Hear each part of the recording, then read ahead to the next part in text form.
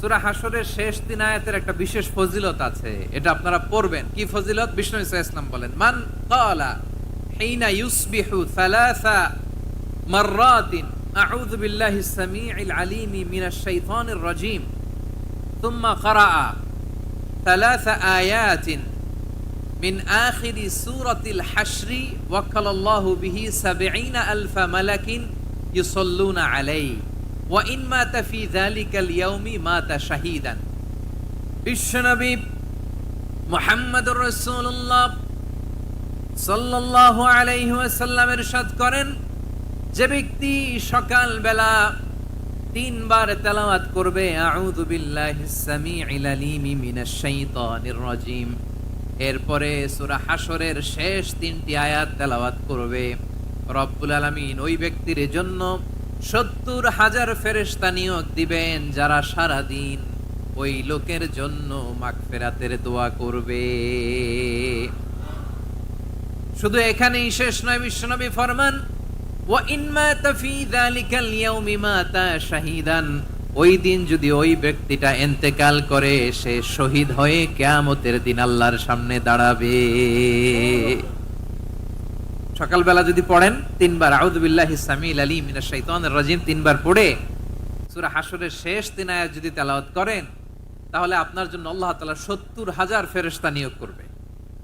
সারা দিন তারা আপনার জন্য মাগফিরাতের দোয়া করবে, আর ওই দিন ইন্তেকাল করলে আল্লাহ তাআলা শহীদ হিসেবে আপনাকে কিয়ামতের দিন দাঁড় করাবে। সুবহানাল্লাহ, এত আস্তে।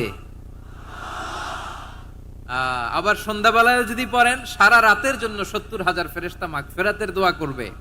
ওই রাতে মারা গেলে শাহাদাতের মৃত্যু নসিব হয়ে যাবে। এজন্য এই দোয়াটা পড়ার দরকার আছে না নাই? আযকারুস সাবাহি ওয়াল মাসা, সকাল সন্ধ্যার যে জিকির, এই জিকিরের অন্তর্ভুক্ত করে নেবেন এই ওয়াজিফাটা। যে হাদিসটা বর্ণনা করলাম সুনানে তিরমিজির হাদিস, যদিও হাদিসটা সনদের দিক থেকে দাঈফ, কিন্তু মুহাদ্দিসিনে ইকরাম বলেছেন যেহেতু এটা ফাজাইলুল আমালের হাদিস, এটা পড়ার ক্ষেত্রে কোনো নিষেধাজ্ঞা নাই, এটা পড়া যাবে। তো সকাল সন্ধ্যা যদি সুযোগ হয় এই ওয়াজিফাটা যেন আমরা পড়ি। এই ৩টি আয়াতের ভেতরে আল্লাহ তাআলা তার ১৪টি গুণবাচক নাম উল্লেখ করে দিয়েছেন।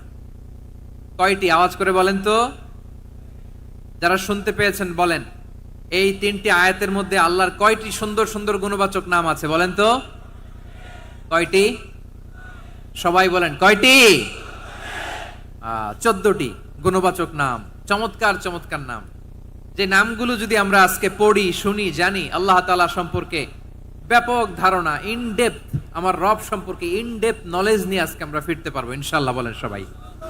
আসুন আমরা আল্লাহ তাআলার এই চমৎকার চমৎকার ১৪টি নামের ব্যাখ্যা বিশ্লেষণ আজকের এই তাফসীর ময়দান থেকে জানি। প্রিয় ভাইয়েরা, আল্লাহর অনেক সুন্দর সুন্দর নাম আছে, আমাদের উচিত এই নামগুলো দিয়ে আল্লাহকে ডাকা। ভাই, তোমরা যদি ড্রোন একেবারে আমার মাথার সামনে নিয়ে আসো তাইলে হবে? একটা নিরাপদ দূরত্বে রাখতে হবে, এই ড্রোনের সাউন্ড যেন আমি না পাই। সেফ জোনে থাকতে হবে, দূরে থাকো। সম্মানিত ভাইয়েরা, আল্লাহ তাআলার চমৎকার চমৎকার অনেক নাম আছে যেগুলো আল্লাহ তাআলা কোরআনে উল্লেখ করেছেন। আল্লাহর আসল নাম হচ্ছে আল্লাহ। আসল নাম কি? সবাই বলুন, আসল নাম কি? কি মাঝখানে কি সমস্যা? এই ভাই যদি না দাঁড়ায়, ওই যে মহিলা প্যান্ডেলের বোনরা তো দেখবে না। ভাই আপনি